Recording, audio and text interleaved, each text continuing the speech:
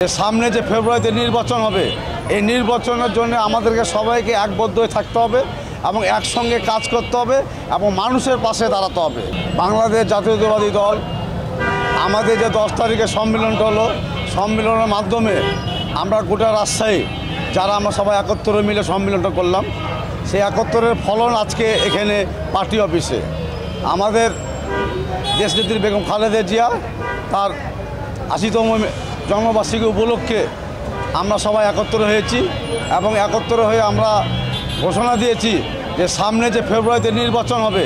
এই নির্বাচনের জন্য আমাদেরকে সবাইকে একবদ্ধ হয়ে থাকতে হবে এবং একসঙ্গে কাজ করতে হবে এবং মানুষের পাশে দাঁড়াতে হবে। মানুষকে বোঝাতে হবে যে বিএনপি একটা ভালো কর্ম, বিএনপি মানুষের সেবা করে, বিএনপি মানুষের আপদ বিপদে পাশে দাঁড়ায়। বিএনপি যদি সামনে আসতে পারে বাংলাদেশের শান্তিপ্রিয় দেশ হবে, বাংলাদেশের সন্ত্রাস চাঁদাবাজি থাকবে না, বাংলাদেশে বেকারত্ব থাকবে না, বাংলাদেশের সবাই কর্ম পাবে। এই চিন্তা ভাবনা নিয়ে আজকে আমাদের এখানে দোয়া হলো এবং খালেদা জিয়ার